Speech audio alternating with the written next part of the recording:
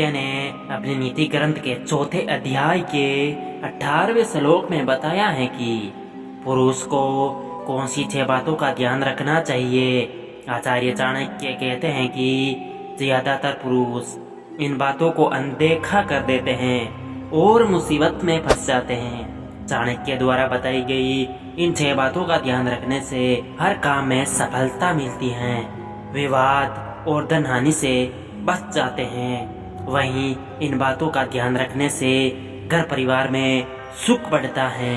दोस्तों, आचार्य चाणक्य कहते हैं कि हमें कार्य में सफलता पाने के लिए किन 6 सवालों का जवाब मालूम होना चाहिए। आमतौर पर समझदार व्यक्ति इन 6 बातों का ध्यान में रखकर ही काम करता है।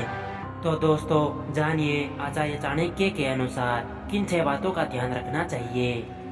नंबर 1, हमें मालूम होना चाहिए कि हमारे सच्चे मित्र कौन कौन हैं और मित्रों के वेश में शत्रु कौन कौन हैं। मित्रों के वेश में छिपे शत्रु को पहचानना बहुत जरूरी है। अगर मित्रों में छिपे शत्रु को नहीं पहचान पाए तो कार्यों में असफलता मिलेगी।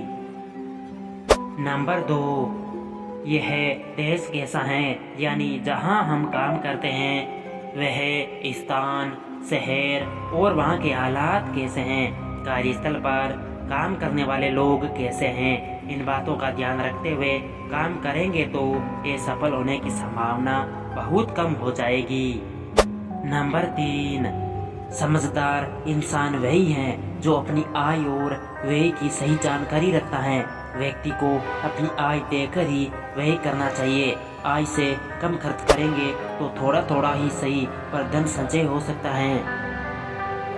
नंबर 4, हमें इस बात का ध्यान रखना चाहिए कि हमारा प्रबंधक, कंपनी, संस्थान या बॉस हमसे क्या चाहता है। हम ठीक वैसे ही काम करें जिससे संस्थान को लाभ मिले।